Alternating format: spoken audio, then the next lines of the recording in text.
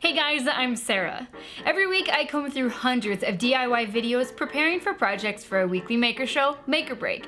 Along the way I find some good ones and some great ones, and right now I'm gonna share them with you. This is Sarah's top 5 DIY home gyms. Okay, so earlier this month, Rob decided to build his own version of a bodyweight gym for one of our projects for Make or Break, and it turned out great. I'll be sure to add a link for that video in the description below. But that got me thinking, what other types of home gyms are there? So I went searching, and these are my favorites of what I found. Let's get started with number 5. Eric from Spencley Design Co shows us all that it doesn't take much to start your own home gym.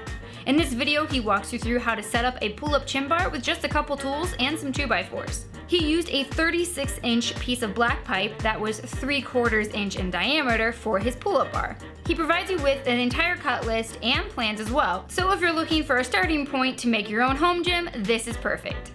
Nick UHAS is number 4. Nick started off his home gym build with recycling old projects and using materials he had around the house. You can find most for what he used for this project at your local home improvement store. You know, if you don't have the supplies laying around your house. One of the perks of building your own home gym is you can customize it to exactly what you want for your workout routines.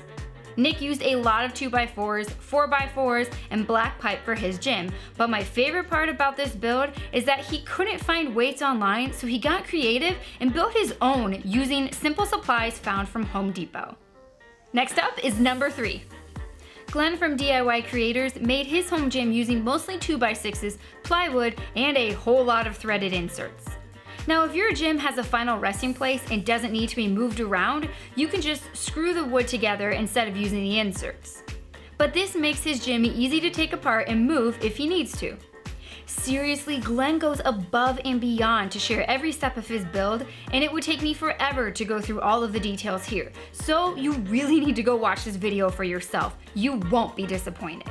Glenn, your gym turned out amazing, and your little helper is absolutely adorable. Thanks for sharing. Number 2 is HOMEMADEMODERN with his DIY fold-out gym. I mean, who doesn't need a fold-out gym in their life, am I right? Okay, so he made this entirely out of plywood and wasted no time cutting down the sheets into strips using his table saw.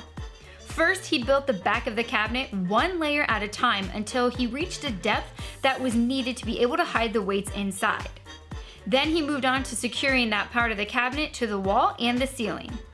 Next, he added dowel rods where the weights were going to be stored and then tested it to make sure it would hold the weight. Then it was time to build the drawbridge front that would double as a mat for when he was using the weights. All that was left was to add the pull-up bar, some gym foam mats for the drawbridge, and the weights. This is a super creative build, and I really like that you can easily store everything out of sight. And finally, coming in at number 1 is Ben Wolf and his outdoor gym. I feel like this is the best combination of jungle gym and bodyweight gym. Ben starts off by showing you the digital plans to help give you a better picture of what the end goal looks like.